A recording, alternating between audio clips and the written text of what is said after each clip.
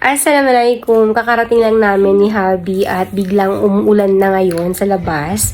Kaya kami ng mga bata ay mga tamad-tamad. Pahiga-higa lang kami dito ngayon dahil kakatapos lang nilang magmerienda. We are also reading some comments at maraming salamat. Thank you so much for all my new followers, and because of that, madaming mga curious about my family, especially my children, my husband, kung paano daw kami nag-meet ni Habi, at kung totoo daw ba Kuya and Bunso are your real sons, okay? So, a lot of them are asking that, am I your real mother? Yes, you are our real mother.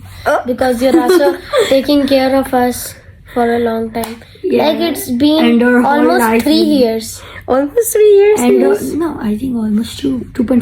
And Now it's we already will done. spend with you all or whole life with you. Yes. Ah.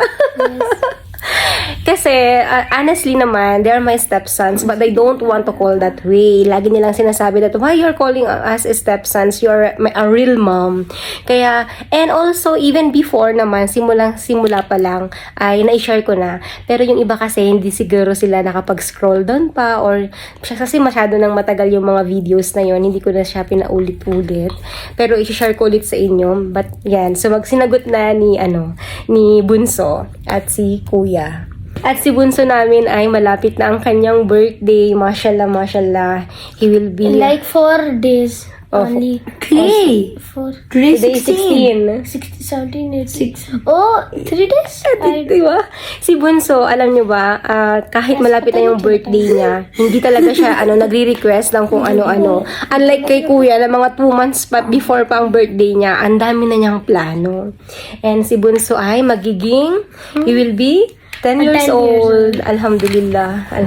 Mashallah. So, yun na muna. At kami ay, tawag na ito, higa-higa lang kami dito, ganyan. Ganito lang kami. Pag nakahiga na ako dito sa kama namin, tapos yung mga bata, pag nanonood, kakatok na yan si Kuya, Mom, may come in? Sabi ko, okay. Tapos, tatalo na sila dito. What happened? Hindi si Kuya na hindi Gilo. Alafes! Lapis.